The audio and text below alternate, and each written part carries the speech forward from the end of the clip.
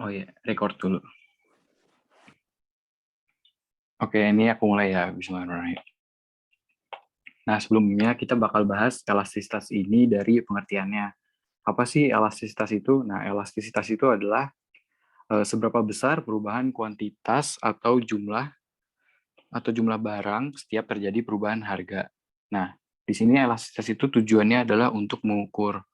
Misalnya nih, kalau ada harga kopi naik. Nah, sesuai dengan hukum permintaan, apabila suatu barang harganya naik, maka permintaan terhadap barang tersebut akan menurun kan. Nah, elastisitas ini bertujuan untuk mencari tahu seberapa banyak sih perubahan kuantitas yang terjadi ketika harganya naik sebesar sekian.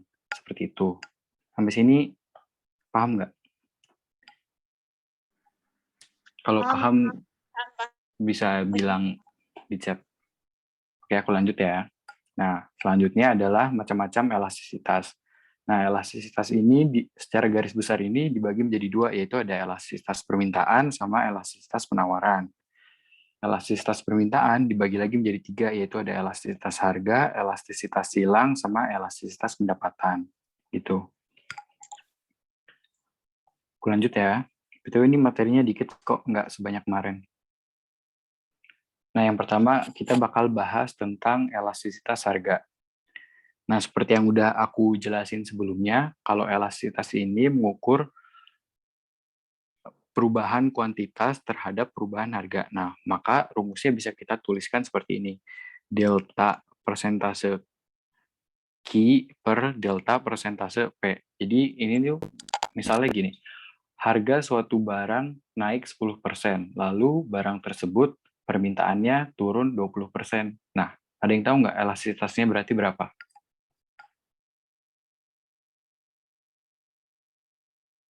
Harganya naik 10%, terus kuantitasnya turun 20%. Nah, iya benar nih, Cia. Nah, kan tadi aku bilang persentase perubahan Q-nya itu kan tadi 20%. Terus persentase perubahan P-nya tuh 10%. Nah, berarti langsung kita masukin rumus kan. Ini sama dengan 2. Nah, jadi gampang banget kan elastisitas ini. Nah, selanjutnya ada lagi nih rumus lainnya.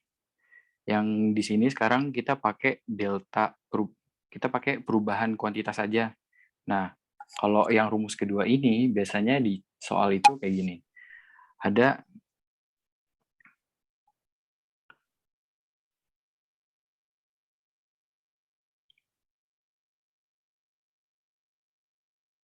bentar, aku ini dulu.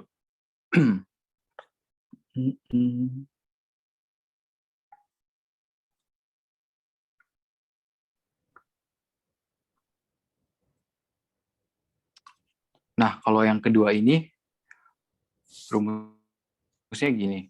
Kan di situ tulisan, kalau yang pertama tadi diketahuinya persentase perubahan. Kalau yang kedua ini misalnya diketahui harga satunya P1 misalnya 10.000. Terus diketahui lagi P2-nya itu 20.000. Terus kita diketahui Q1-nya sama dengan 5. Terus Q2-nya sama dengan 10.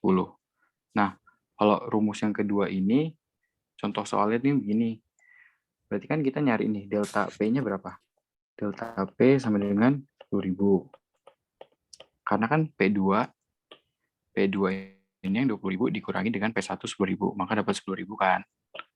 Lalu kita cari nih, delta Q-nya berapa? Delta Q-nya berarti 5 kan, 10 dikurang 5. Nah, kalau kita udah dapat deltanya, kita bisa masukin rumus. Berarti kan delta Q per delta P dikali P1 10.000 dibagi Q1-nya 5. Kita langsung masukin angka aja ya.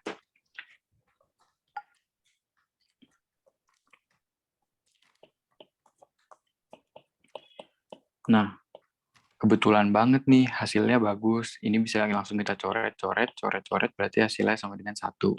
Nah, dari contoh soal ini berarti elastisitasnya itu 1, gitu.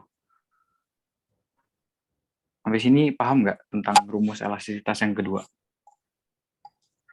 Paham, Kak. Paham, Kak. Kalau ada yang nggak paham, bilang ya di chat. Nggak apa-apa, bisa chat Kak Pasha atau chat aku pribadi kalau malu chat di everyone. Terus lanjut lagi nih, ada rumus yang terakhir. Nah, yang terakhir ini bisa disebut juga elastisitas titik.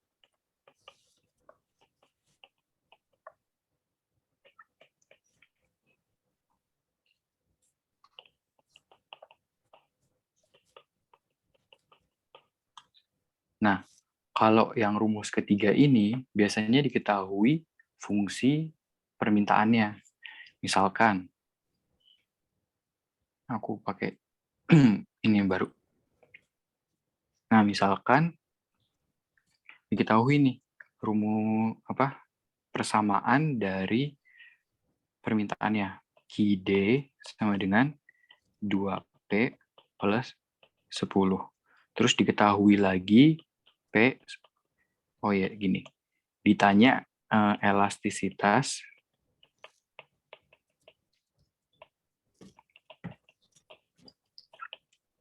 ketika P sama dengan 10.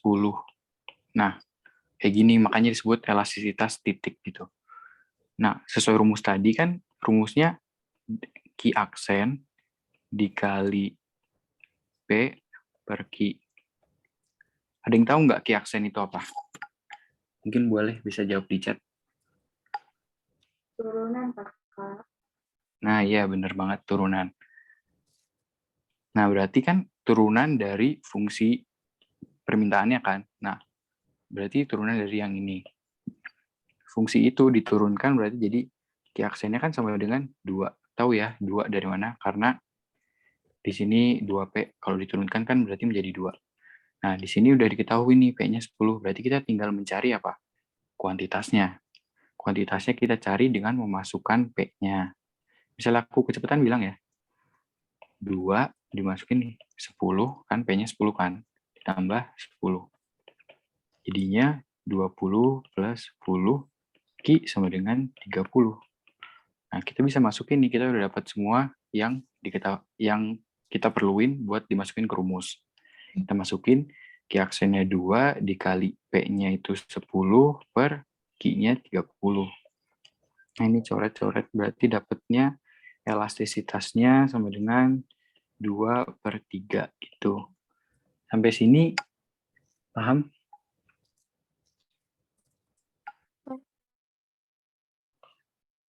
Atau ada yang kurang jelas? Oh ya, tadi kayaknya ada yang nanya ya.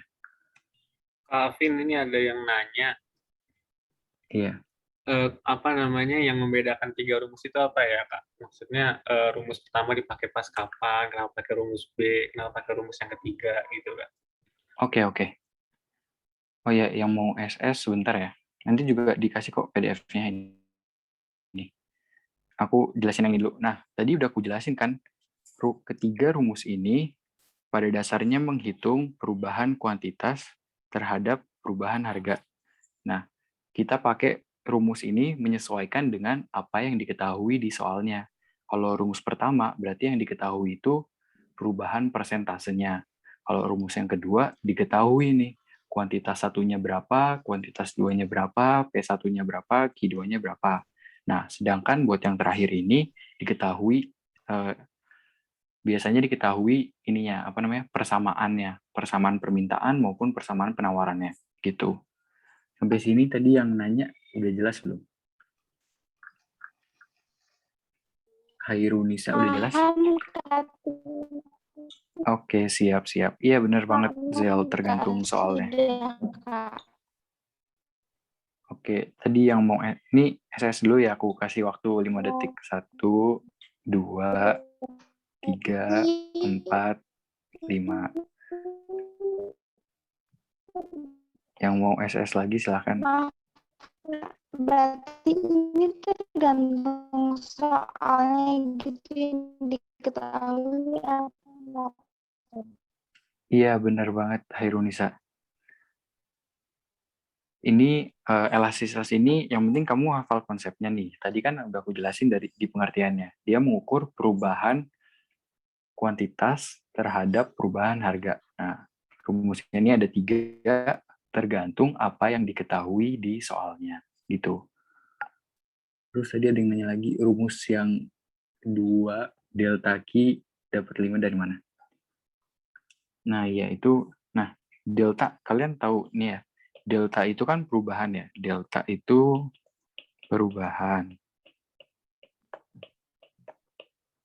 Nah, misalnya kalau ada Q2 dan Q1, maka delta Q itu adalah Q2 dikurang Q1 gitu. Sampai sini paham kan ya? Ini bagus banget lihat pertanyaannya. Hasilnya itu dimutlakin khusus buat permintaan. Nah, iya bener banget. Sebenarnya kalau di elastisitas itu tujuan kita adalah ini buat elastisitas harga ya. Kita tujuannya melihat angka koefisiennya, bukan plus minusnya. Kalau plus minusnya itu beda lagi, itu nanti elastisitas silang antara dua barang. Nah, di sini udah aku tulis nih. Nah, kita bahas langsung ya, yang selanjutnya. Kita bakal bahas koefisien. Koefisien elastisitas ini dibagi menjadi 5, yaitu ada inelastisitas sempurna, ada inelastis, ada elastis uniter, ada elastis, dan elastis sempurna. Di sini juga udah aku tulis ya, koefisien elastisitas dinyatakan dalam bentuk mutlak. Nah, jadi misalnya nih, di sini kan nggak aku tulis ya, yang di sini kan sebenarnya bilangan bulat negatif ya. Ini kan bagian negatif, sampai minus tak hingga. Nah, di sini tuh sebenarnya dia tuh termasuk elastis. Kenapa elastis? Misalnya nih, kita masukin negatif 200. Nah, angkanya gede banget kan, negatif 200. Ini termasuk apa sih sebenarnya? Nah, kalau kita mutlakin negatif 200 itu kan berarti 200. Nah, 200 ini lebih dari 1. Artinya dia elastis. Seperti itu. Sampai sini paham nggak tentang koefisien? Yang penting kalian ingat-ingat aja nih, garisnya kayak gini. Kalau kalian lupa. Urut kok ini dari inelastis sempurna, itu berarti 0. Inelastis berarti 0 sampai 1. 1 itu berarti elastis uniter. Lebih dari 1 itu elastis, tak hingga itu berarti elastis sempurna.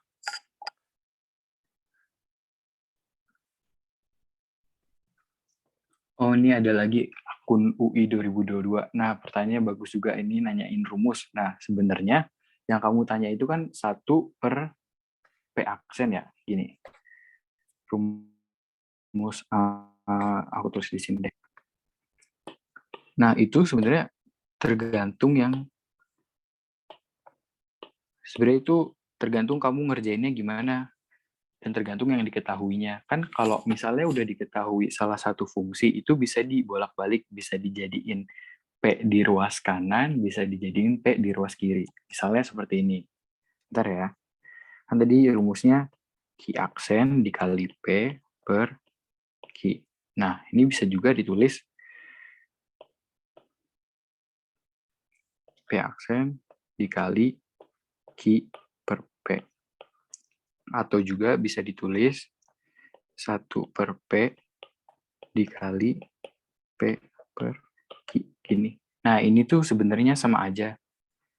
Kalau secara matematis ya, kalau kalian kerjain secara matematis, ini sebenarnya sama aja. Nah, ini bisa kalian hafalin aja.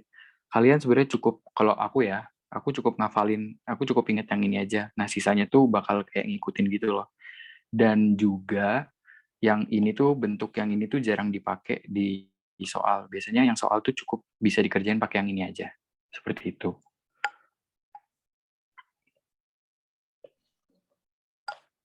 Tadi yang nanya ini udah jelas belum? Yang akun UI22.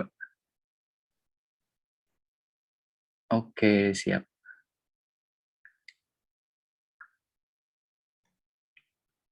Minus tak hingga itu maksudnya kemana? Nah, tadi udah, nih, aku coba ulang lagi ya di sini. Kan tadi aku udah bilang nih, koefisien elastisitas dinyatakan dalam bentuk mutlak. Misalnya, minus tak hingga.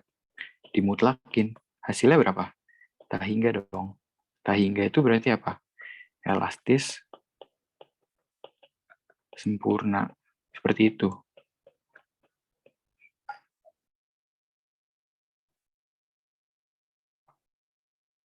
Gimana? Udah paham, Kai?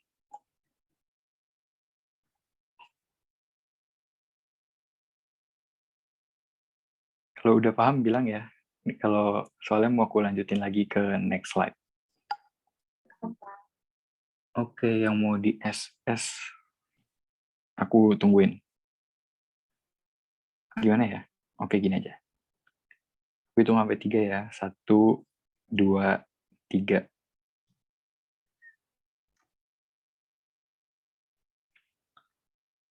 Satu, dua, tiga. Lagi. 1, 2, 3. Udah ya. Aku lanjut lagi ke materi selanjutnya. Nah, kan tadi kita udah bahas nih tentang rumusnya dan koefisiennya tuh maksudnya apa sih? Seperti itu. Nah, selanjutnya kita bakal bahas tentang kurvanya. Nih, kurva juga sering keluar loh. Kalian inget-inget aja nih, kayak gini. Elastisitas itu pokoknya yang landai. Kenapa landai? Karena dia lebih dari satu, gitu. Kalau inelastisitas itu berarti kurvanya dia curam, karena dia di antara 0 sampai 1. Terus kalau elastisitas sempurna itu horizontal, dia kurvanya. Sehingga inelastis sempurna itu bentuknya vertikal dan elastis uniter itu bentuknya proporsional atau 45 derajat. Seperti itu. Sampai sini ada yang mau ditanya nggak tentang kurva elastisitas?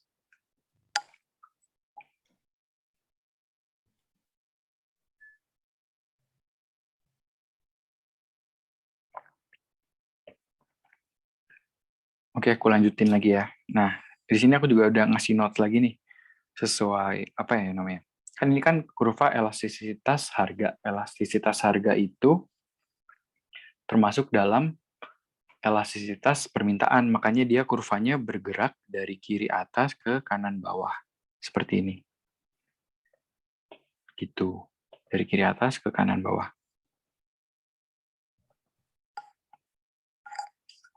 Ada yang nanya lagi ya?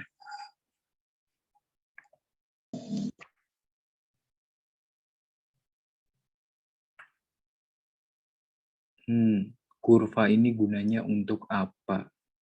Nah, biasanya kalau di soal pengalaman aku itu antara dia ditanya nih, misalnya bla bla bla bla bla, misalnya barang yang misalnya gini. Barang yang memiliki elastisitas sempurna, maka bentuk kurvanya adalah bisa dia pilihannya kata-kata seperti ini, landai, curam, horizontal, sebagainya. Bisa juga dia pilihannya dalam bentuk gambar kurva gitu. Seperti itu sih kalau pengalaman aku ngerjain soal.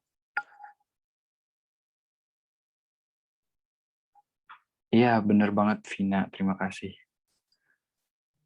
Oke, aku lanjut lagi ya. Nah, sekarang kita udah tahu nih yang dari koefisiennya, dari bentuk kurvanya, dan rumusnya. Nah, sekarang di sini ini kayak rangkumannya gitu. Yang pertama ada inelastis sempurna dengan koefisien elastisitas itu 0. Bentuknya vertikal. Nah, ini aku mau ngasih tips nih biar ingat. Kalau aku tuh ngingetnya gini. Kan ini kurvanya vertikal nih. Terus aku ngingetnya gini. Ini kayak huruf I. Jadi inelastis gitu. Inelastis sempurna. Gitu. Kalau aku cara ngingetnya gitu ya. Jadi aku cukup nginget yang inelastis sempurna, nanti sisanya berarti, oh, berarti kalau yang inelastis dari yang vertikal, terus dia geser dikit nih, jadi kurvanya curam. Terus kalau yang elastis uniter, geser lagi nih dikit, berarti kurvanya jadi proporsional 45 derajat. Kalau yang elastis geser lagi nih. Nah, maka kurvanya jadi landai dengan koefisien lebih dari 1. Terus, kalau elastisitas sempurna berarti geser lagi kurvanya menjadi horizontal, seperti itu. Sampai sini paham? Paham, Kak. Paham, Kak. Iya, elastisitas uniter sama elastisitas unitary sama aja kok. Nah, terus di sini udah aku tulis juga. Ini kenapa sih kalau kalian bingung kenapa kurvanya bisa vertikal? Karena sebenarnya dia itu persentase perubahan Q-nya tuh 0. Q kan yang di sumbu X ya, yang di sini. Nah, dia persentasenya 0. Kan dia tetap di titik ini aja. Misalnya ini titik 1, dia nggak berubah. Ketika harganya 2, dia tetap di sini. Ketika harganya 3, dia tetap di sini. Maka dia perubahan Q-nya tuh 0. Seperti itu. Dan coba nih ya, kan tadi rumusnya gini. Rumusnya persentase delta Q per... Duh, nggak kelihatan. Bentar. Nah, rumusnya kan tadi persentase delta Q per persentase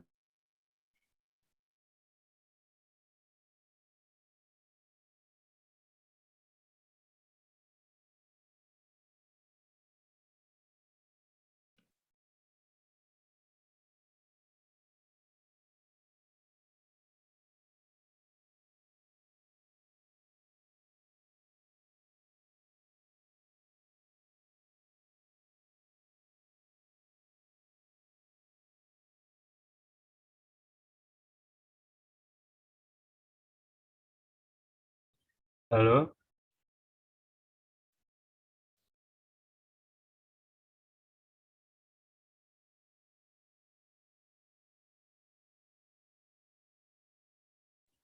Halo, Afin? Apa aku yang nge-lag ini?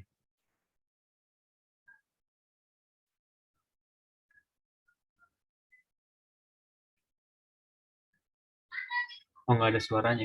Ya, maaf ya teman-teman, sebentar. Kayaknya Afin lagi ada kendala jaringan.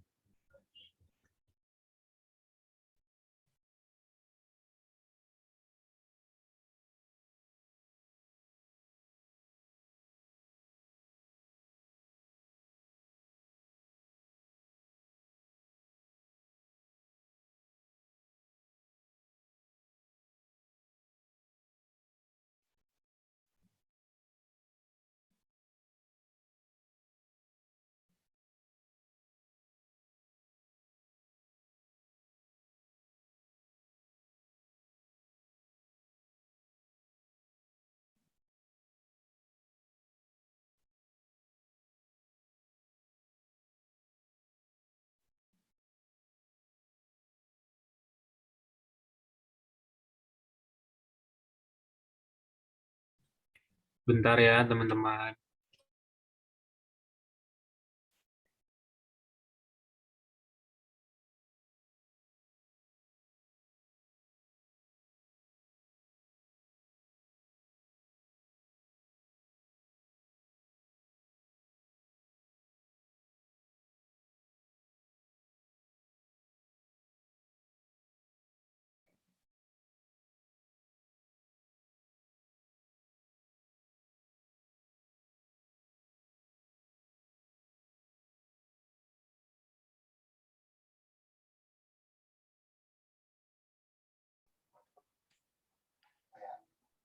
Oke, sorry banget semuanya. Aku lanjut lagi sekarang. Nah, tadi aku sampai mana ya? Aku ulang lagi ya slide yang ini. Semoga nggak trouble lagi. Nah, yang pertama itu ada inelastis. Tadi aku udah sampai, aku udah sampai sini. Tadi itu kan inelastis sempurna nih. Aku jelasin lagi, kenapa sih koefisiennya tuh bisa 0? Karena kalau kita masukin kan, tadi di sini udah disebutin nih, persentase delta Q-nya 0. Berarti dia akan membuat kurvanya vertikal. Karena dia nggak berubah kan, Q-nya tetap aja di titik ini. Seperti itu. Nah, kalau kita masukin rumus, persentase delta Q per persentase delta P, berarti kan 0 per angkanya berapapun kan. 0 dibagi berapapun, itu hasilnya tetap 0. Seperti itu. Nah, sama halnya dengan elastis sempurna. Kalau elastis sempurna ini sebenarnya kebalikannya sih. Nah, kalau yang ini kan dia kurvanya horizontal nih. Artinya harga dia tidak berubah. Persentase perubahannya itu 0. Nah, kalau kita masukin rumus berarti angka dibagi 0. Nah, angka dibagi 0 berarti hasilnya tak hingga. Seperti itu. Ini cuma ngejelasin doang sih biar misalnya kalian mau tahu kenapa bisa kayak gini. Nah, selanjutnya aku jelasin lagi maksudnya apa nih? Tadi udah aku jelasin ya di sini. Inelastisitas sempurna itu artinya berapapun harga barang yang diminta, berapapun harganya, barang tersebut tidak berubah. Contohnya barang lelang nih. Misalnya ada lelang nih, lelang patung nih misalnya, atau lelang lukisan. Nah, lukisannya itu bakal dibeli berapapun harganya sesuai dengan harga bid tertingginya dia gitu. Nah, selanjutnya ada yang inelastis. Inelastis itu maksudnya perubahan harganya tidak terlalu berpengaruh terhadap kuantitas yang diminta. Contohnya adalah barang pokok atau barang primer. Misalnya nih, barang pokok atau barang primer itu adalah makanan kita. Makanan kita tuh biasanya beras kan ya. Nah, misalnya harga beras itu naik, orang-orang bakal tetap cenderung beli beras gitu. Permintaan terhadap beras tidak akan berubah banyak. Kenapa? Karena ya nggak mungkin dong kita nggak makan. Asumsinya seperti itu. Nah, selanjutnya adalah elastisitas uniter. Maksudnya dari elastisitas uniter ini, harganya sama dengan maksudnya perubahan harga sama dengan perubahan jumlah yang diminta. Selanjutnya ada yang inelastis. Artinya perubahan harga berpengaruh besar terhadap kuantitas yang diminta. Contohnya adalah barang mewah atau barang superior. Nah, misalnya nih, harga apa ya? Harga emas nih. Emas kan merupakan barang mewah atau barang superior. Misalnya harga emas tersebut turun, maka orang bakal banyak dong yang bakal beli emas. Seperti itu asumsinya. Nah, tapi kebalikannya, misalnya harga emas tersebut naik, maka ya orang-orang yang beli emas tersebut turun lagi pada tingkat biasanya. Dan kalau yang terakhir nih, yang elastisitas sempurna itu, perubahan harga yang sangat kecil atau bahkan mendekati nol akan merubah kuantitas yang diminta dengan sangat banyak. Nah, kalau yang elastisitas sempurna ini nggak ada contohnya di kehidupan nyata. Karena ya nggak ada barang yang harganya nggak berubah, terus tiba-tiba kuantitasnya diminta sangat banyak gitu. Sampai sini ada yang mau ditanya?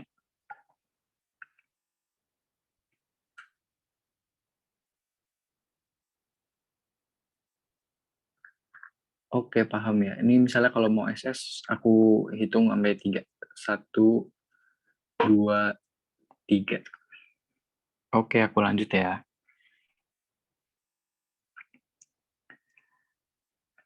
Nah, selanjutnya adalah faktor yang memengaruhi elastisitas permintaan.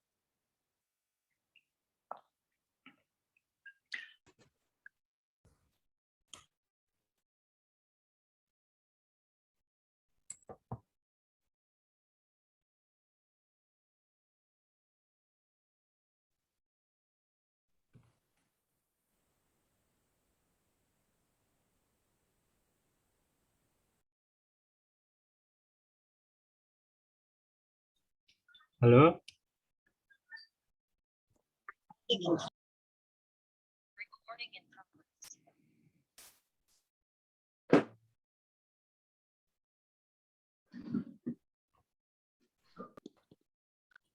Ada kendala jaringan lagi kayaknya, guys. Maaf ya, guys. Bentar.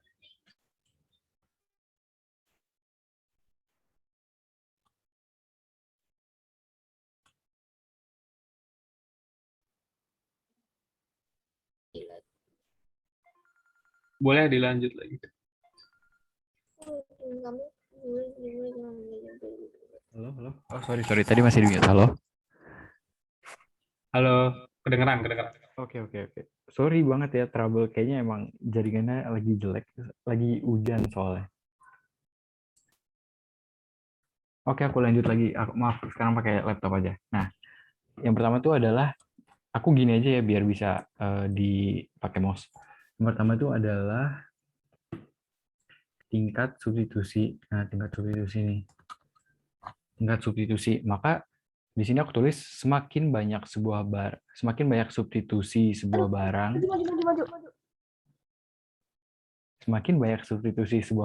maka semakin elastis permintaan terhadap barang tersebut. Nah, kenapa? Karena semakin banyak substitusinya itu berarti kita bisa nih mencari pengganti dari barang tersebut. Makanya permintaannya jadi elastis.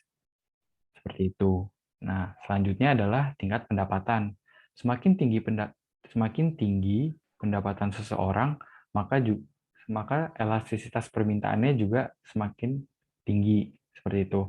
Karena apabila tingkat pendapatan seseorang tersebut tinggi, maka dia punya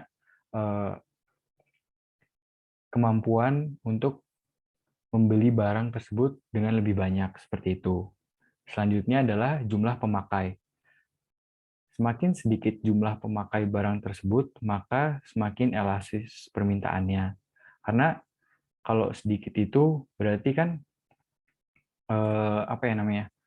Barangnya itu jadi sisa banyak gitu loh. Makanya dia permintaannya elastis. Nah, selanjutnya adalah jangka waktu. Semakin lama jangka waktunya, maka semakin elastis permintaannya. Karena semakin lama jangka waktunya, kita mempunyai waktu nih untuk merubah preferensi kita. Dari yang tadinya kita lebih suka barang A, kita jadi misalnya lebih suka barang B, seperti itu. Makanya semakin elastis permintaannya.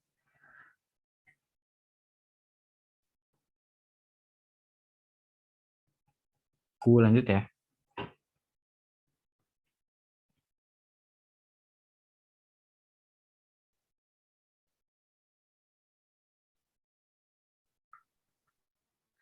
BTW ini masih kedengeran kan ya?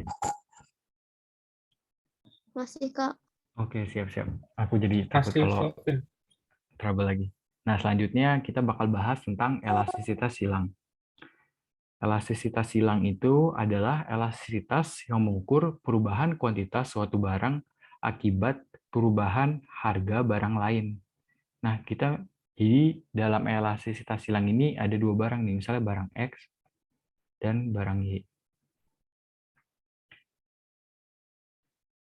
Misal nih, ini rumusnya sama ya kayak yang tadi udah aku jelasin. Aku langsung pakai contoh aja. Misalnya elastisitas, gini, misalnya harga barang Y. Sebutlah barang Y itu adalah teh dan barang X itu adalah kopi. Nah, misalnya harga teh naik, maka apa yang terjadi nih terhadap permintaan kopi? Nah, karena harga teh tersebut naik, maka orang yang beli teh turun dong. Nah, diasumsikan teh dan kopi ini adalah barang substitusi. Maka jika permintaan teh berkurang, orang-orang akan beralih ke kopi. Makanya permintaan terhadap kopinya bisa lebih tinggi, bisa positif. Seperti itu. Sampai sini jelas nggak?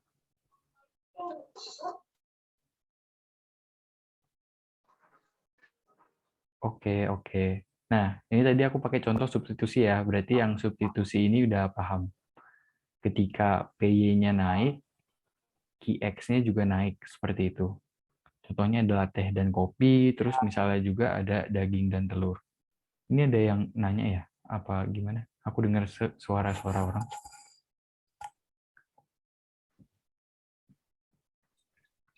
Nggak ada kayaknya. Nggak ada ya? Oke. Buka aja tadi kali. Aku lanjut lagi ya. Terus selanjutnya adalah elastis silang antara barang yang memiliki hubungan komplementer. Nah, kalau substitusi itu tadi berarti saling menggantikan, kalau komplementer ini saling melengkapi. Contohnya apa? Diasumsikan di sini adalah gula dan kopi. Nah, misalnya harga gula naik nih. Harga gula naik, berarti PY-nya naik. Nah, Karena orang kalau minum kopi harus pakai gula, dan orang udah permintaan terhadap gulanya turun, berarti ngapain dong orang beli gula kalau nggak ada kopi? Ngapain dong orang beli kopi kalau nggak ada gulanya? Makanya permintaan kopinya itu bisa turun. Seperti itu. Nah, makanya hubungannya, pada akhirnya hubungan antara barang komplementer ini negatif. Karena ketika harga gulanya itu naik, kuantitas permintaan kopinya itu bakal turun. Seperti itu. Contoh lainnya juga bisa kendaraan sama bahan bakar. Misalnya harga bahan bakarnya nih naik nih. Nah, berarti orang bakal mengurangi kan pembelian bahan bakarnya, dan ya kalau harga bahan bakarnya mahal, orang ngapain juga beli kendaraan gitu, malah jadi lebih mahal, mendingan misalnya naik angkutan umum seperti itu. Sampai sini jelas?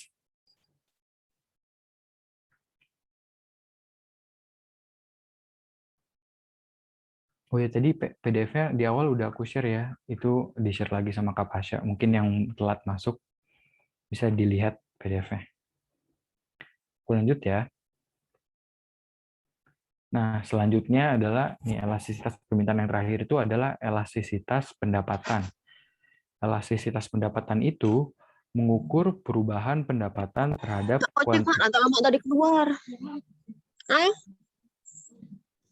mengukur perubahan pendapatan terhadap kuantitas barang yang diminta.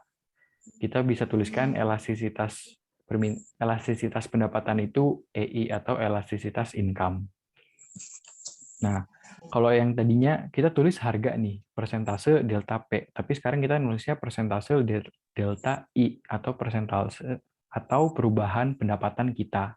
Seperti itu. Nah, kadang juga nih bisa ditulis I ini sebagai Y, yaitu pendapatan juga kok artinya. Sampai sini paham? Paham, Kak. Oke, baik. Aku contohnya nih. Terus apa sih maksudnya dari nilai elastisitas pendapatan? Nah, di sini elastisitas pendapatan itu dibagi nih. Jadi yang di sini antara 0 sampai 1, ada yang lebih dari 1 atau kita bisa sebutnya dengan positif, dan ada yang kurang dari 0 bisa kita sebutnya dengan negatif. Nah, contohnya yang negatif ini adalah barang inferior. Apa nih barang inferior?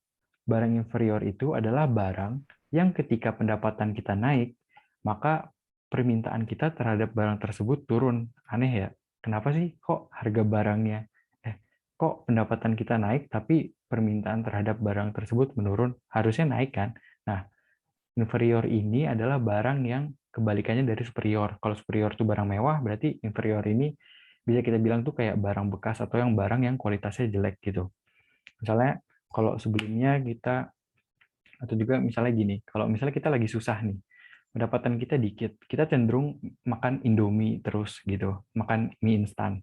Nah, ketika pendapatan kita banyak, kita bakal cenderung beli makanan yang lebih baik lagi lah. Misalnya apa, sebutlah ayam geprek, atau misalnya kita bakal beli pizza. Nah, makanya permintaan terhadap Indomie-nya itu bakal turun, permintaan terhadap mie instan itu akan turun. Nah, itu termasuk barang inferior, seperti itu. Selanjutnya adalah barang normal. Barang normal ini antara 0 sampai 1. Berarti ini kan 0 sampai 1 ini inelastis ya. Kita bisa sebut juga barang normal ini contohnya adalah kebutuhan pokok, seperti itu. Dan yang terakhir adalah elastisitas pendapatan yang nilainya lebih dari 1. Nah, berarti ini barang yang elastis kan. Elastis itu contohnya adalah barang-barang mewah. Misalnya yang kayak tadi emas, terus misalnya mobil kan juga terhitung barang mewah, handphone, sebagainya. Seperti itu. Sampai sini jelas?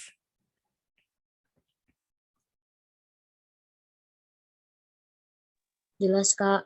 Ini ada yang nanya ke aku bentar. Aduh, maaf, tenggelam. Kak, berarti barang inferior itu relatif tergantung penggunanya. Iya banget, benar-benar. Barang inferior itu bisa juga subjektif tergantung penggunanya.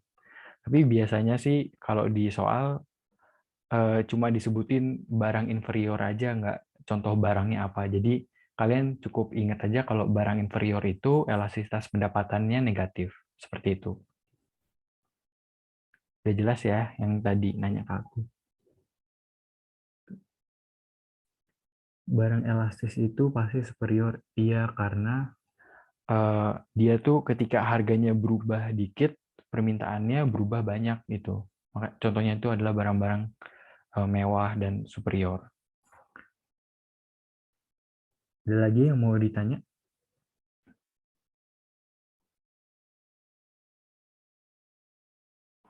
Kalau nggak ada, aku lanjut lagi ya ke slide selanjutnya. Selanjutnya adalah elastisitas penawaran. Nah, sebenarnya elastisitas penawaran ini nggak jauh beda sih sama elastisitas permintaan. Dia sama-sama mengukur perubahan harga terhadap kuantitas barang. Kalau yang ini, yang tadi kan yang diminta, sekarang yang ditawarkan. Udah bedanya gitu aja kok. Nih, dari rumusnya juga tetap sama. Dari tadi rumusnya sama kan kalau kalian amatin. Habis ini ada yang mau tanya nggak elastisitas penawaran? Karena pada dasarnya konsepnya sama aja seperti elastisitas yang udah kita bahas sebelumnya. Wah, pertanyaannya sangat berat nih. Ilmu ekonomi 22. Aku juga ilmu ekonomi loh. Arts elastisitas itu masuk ke UTBK apa enggak? Kalau di tahun aku itu dia nggak masuk ya. Terus juga kalau arts elastisitas itu kan itu agak apa ya? Itu kan kayak elastisitas menghitung 2 titik gitu kan. Nah, itu biasanya jarang sih ada di soal karena itu agak susah. Dan ya semoga kalian berdoa aja biar nggak nemu soal yang aneh-aneh. Karena UTBK nggak ada yang tahu soalnya gimana. Elastisitas penawaran itu dari sudut produsen atau konsumen. Nah, berarti kalau penawaran itu dari sudut pandang produsen. Kalau permintaan dari sudut pandang konsumen. Sama aja kok, ini kayak materi permintaan penawaran biasa.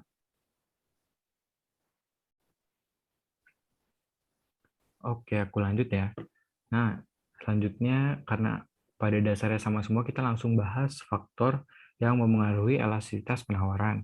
Nah, di sini faktornya agak lebih banyak nih. Yang pertama ada jenis produk, ada jangka waktu, ada biaya produksi, ada faktor produksi, dan juga kapasitas produksi. Nah, jenis produk ini dibagi menjadi dua, yaitu ada produk pertanian dan produk industri. Produk pertanian ini memiliki dia termasuk produk yang inelastis. Kenapa sih?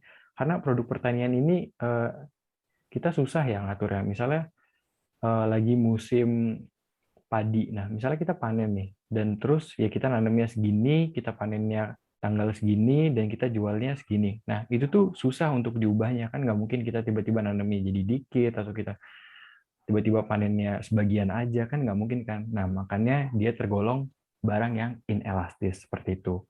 Nah, kebalikannya, kalau yang produksi ini, kalau yang industri ini elastis, karena kita dapat dengan mudah merubah-rubah. Misalnya kita, stoknya masih banyak nih, berarti kita cukup produksi sedikit aja. Misalnya stoknya kurang nih, atau permintaannya lagi banyak, kita bisa produksi tambah lagi, seperti itu. Yang selanjutnya adalah jangka waktu. Sama seperti sebelumnya, semakin lama jangka waktunya, maka semakin elastis. Yang ketiga ada biaya produksi, semakin kecil biaya produksinya, maka semakin elastis. Ya dong, karena semakin kecil biaya produksinya, berarti semakin mudah untuk memproduksinya, semakin mudah untuk diganti-ganti gitu. Misalnya kita mau produksi sedikit, mau produksi banyak, makanya dia elastis. Terus selanjutnya adalah faktor produksi.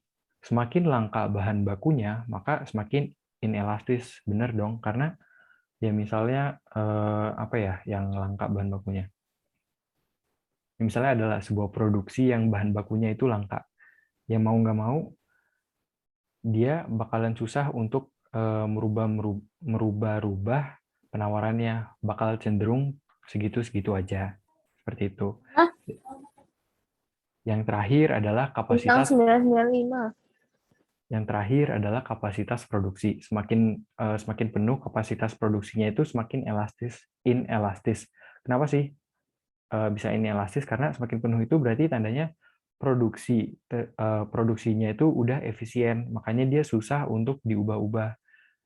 Kalau dia mau ngubah-ngubah, berarti bakal jadi inefisien atau bisa dibilang biayanya jadi lebih mahal, seperti itu. Ada yang mau ditanya mungkin tentang faktor ini? Oke, aman ya, aman ya. Aku lanjut ya. Nah, ini ada lagi nih. Selanjutnya adalah kurva elastisitas penawaran. Ada yang tahu nggak bedanya apa sama kurva elastisitas permintaan? Ayo mungkin bisa jawab di chat.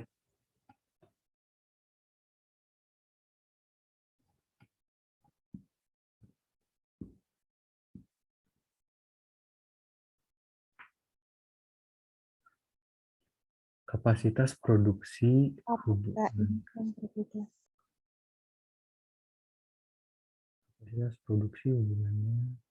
sama elastisitas supply. Iya benar, kapasitas produksi ini hubungan sama elastisitas supply. Karena kan tadi di sini kita ngebahas tentang faktor yang mempengaruhi elastisitas penawaran. Berarti berapa sih? Dari kita berarti mandangnya dari sudut pandang produsen ya. Misalnya harga barang yang kita jual naik. Nah, makanya kita bakal jual lebih banyak. Seperti itu. Maksudnya ya sesuai dengan hukum penawaran lah. Nah iya bener banget ini yang jawab. Berarti udah pada jago-jago nih sebenarnya. Sebenarnya kalian udah jago-jago, kenapa masih ikut? Nggak ada yang bercanda. Nah, nggak apa-apa, biar kalian lebih jago lagi. Nah, di sini kalau yang tadi nih, kurva permintaan ini kan bentuknya kayak gini ya. Nah, kalau yang ini namanya kan downward sloping. Kalau yang penawaran itu berarti upward sloping. Dia madepnya ke kanan.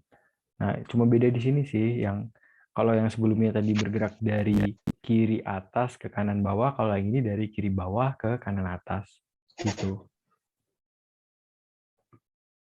Sama aja kok, ini koefisiennya nggak berubah. Kalau elastis tetap lebih dari 1, kalau inelastis di antara 0 dan 1, kalau elastis unitary itu sama dengan 1, kalau elastis itu sama dengan 0, dan kalau inelastis sempurna itu sama dengan 0, dan kalau elastis sempurna itu sama dengan tak hingga. Ada yang mau bertanya mungkin?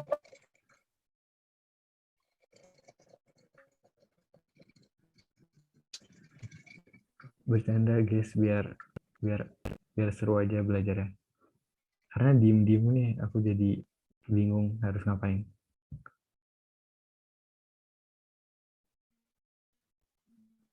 Oke, aku lanjut lagi ya. Udah mau selesai kok. Ini slide terakhir malah. Nah, selanjutnya nih yang ini juga sering banget nih ditanya nih. Hubungan antara elastisitas harga EP, itu kan price ya. TR itu total revenue, dan MR. Sebenarnya MR jarang ditanya sih. MR itu marginal revenue. Nah, biasanya di soal itu ditanya nih. Hubungan antara elastisitas harga dengan TR. Nah, ini di sini udah aku tulis. Misalnya inelastis. Barang tersebut inelastis. Apa sih yang terjadi terhadap total revenue barang tersebut ketika harganya naik? Nah, di sini udah aku tulis di sini bahwa total revenue-nya naik. Ada yang bisa jelasin nggak di chat gitu? Kenapa sih kok kalau inelastis barangnya total revenue-nya tuh bisa naik? Oh, ada yang nanya total revenue apa? Total revenue itu adalah gini. Revenue itu kan pendapatan. Jadi total revenue itu adalah total pendapatan yang diperoleh oleh produsen gitu.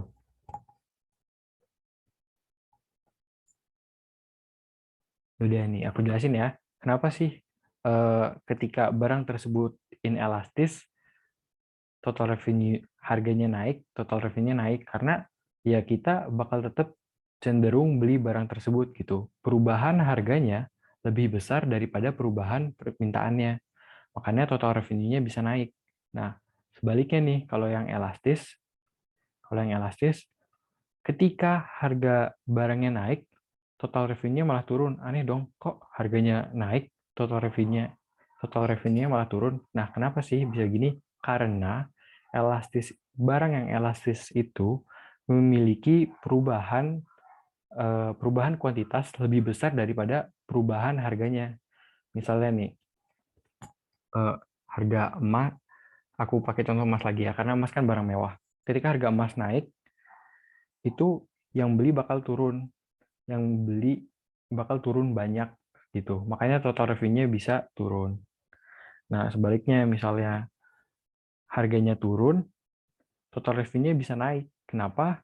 Karena meskipun harganya turun, misalnya turunnya sedikit nih, tapi yang beli jauh lebih banyak. Makanya total revenue tuh bisa naik gitu.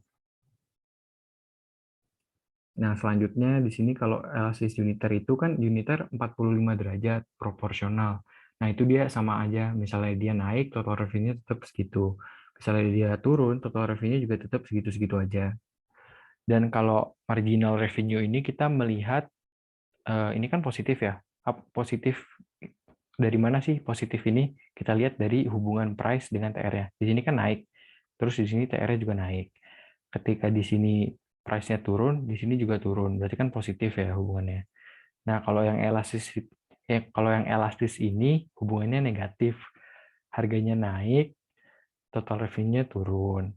Harganya turun, total revenue malah naik gitu. Hubungannya negatif. Sampai sini ada yang mau bertanya?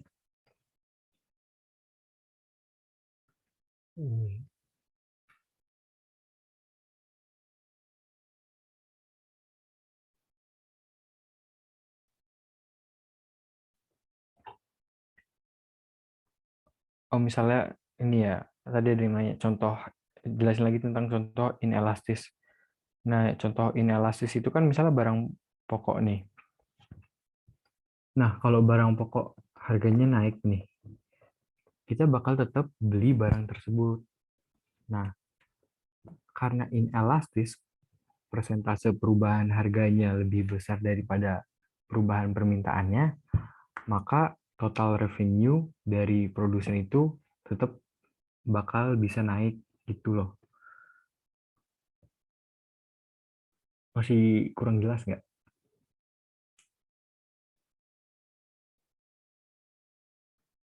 Hubungan inelastis atau elastis perfect sama TR gimana? Sebenarnya sama aja sih konsepnya.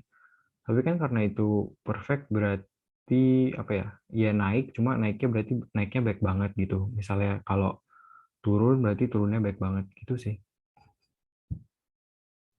Dan biasanya cuma ditanya elastis sama inelastis aja.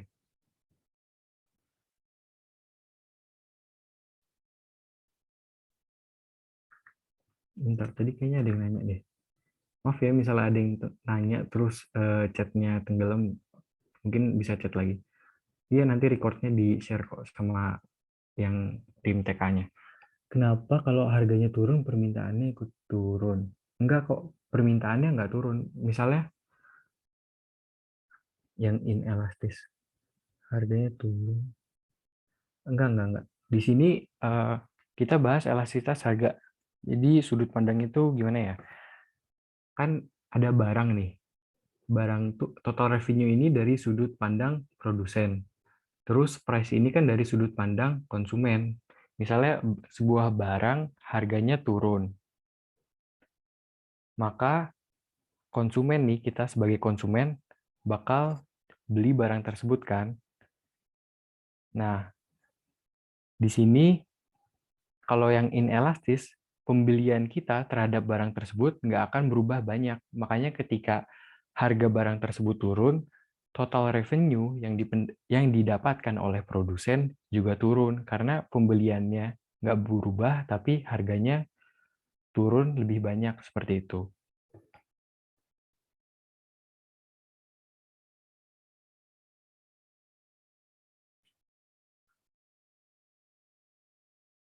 Iya, MR itu tambahan setiap TR. Jadi MR itu ini nanti bahasnya di biaya produksi sih. Cuma kalau kalian mau tahu tuh rumusnya ya delta TR. Aduh maaf ya, ini aku pakai mouse jadi agak kurang jelas. Per delta Q gitu. Intinya kalian eh, nggak usah dihafalin sih, cukup dipahamin aja ini hubungan antara harga dengan total revenue-nya. Iya, sama-sama. Ini makasih banget ya semuanya yang udah bantu jawab, keren, kalian hebat. UTBK-nya semoga 1000 ya ekonominya. Semangat, semangat. Ini udah selesai nih, kita ada yang mau tanya nggak tentang materi elastisitas ini? Kalau nggak, kita main Kahoot. BTW, main Kahoot, aku coba lagi deh. Ini udah bisa,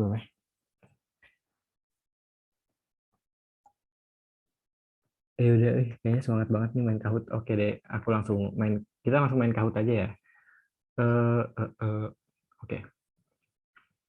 Nanti kan ini soalnya ada yang hitung-hitungan itu nanti mm, karena iPad aku tadi nge-lag, jadi nanti menyusul ya pembahasannya, di-upload di TK Ekonomi di Twitter. Bentar ya, aku siapin dulu.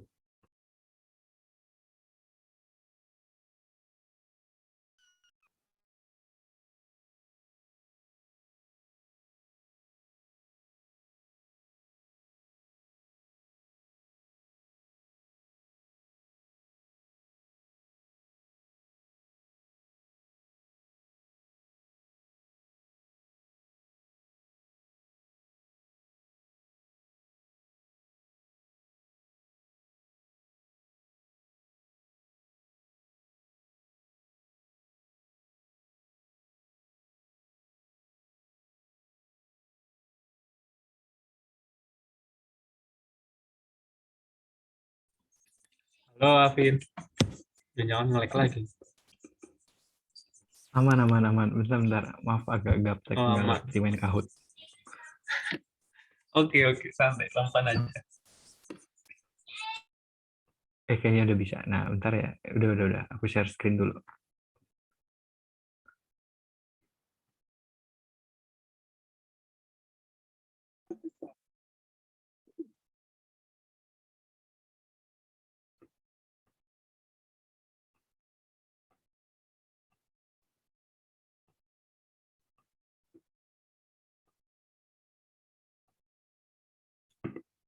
Ayo join. Udah kelihatan kan? Ada suaranya nggak? Masuk nggak suaranya? Kalau masuk bilang ya di chat. Iya, PPT yang dicoret-coret nanti aku kirimin kok. Wis, cepet banget nih.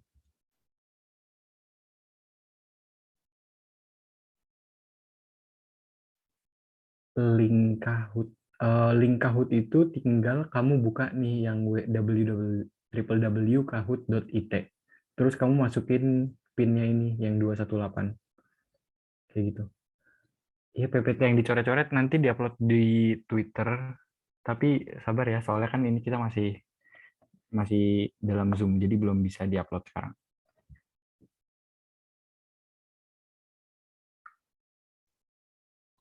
Ayo guys, yang belum join.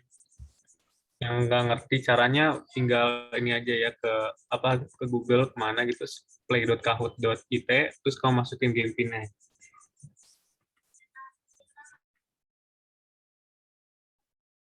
Wih, banyak nih, 37. Ayo join. Ada 118 loh di Zoom ya.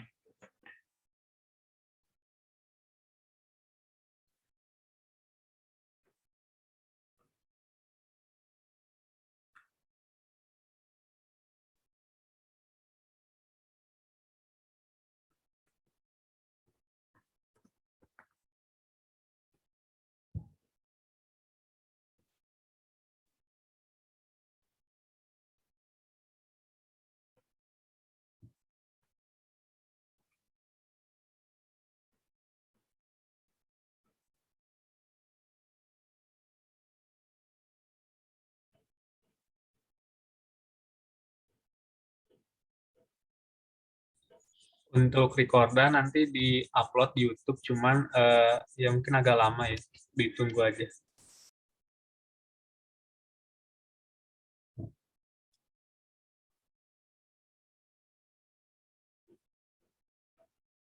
Iya, kalau mau ke toilet dulu aja nggak apa-apa. Jam berapa ya sekarang? Jam 20.45 ya, kita mulai ya. 2 menit lagi berarti.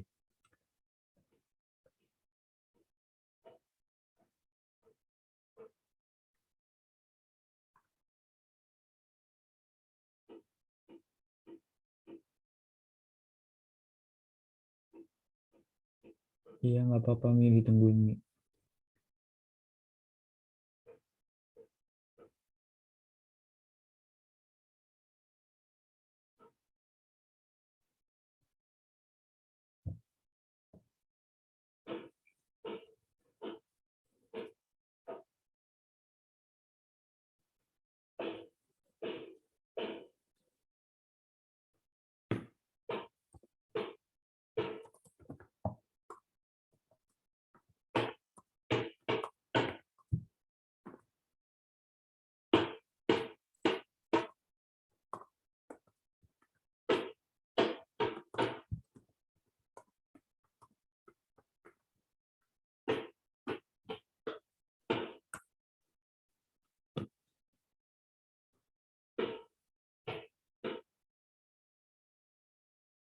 Ayo 1 menit lagi, 1 menit lagi.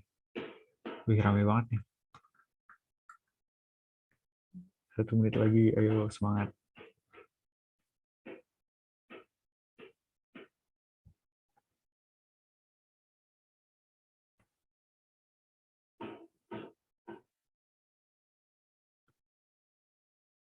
Udah 70 nih.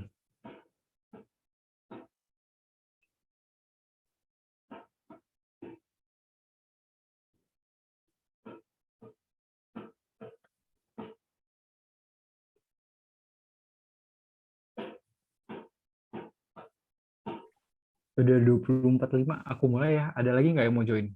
Nah, ini udah ada masuk.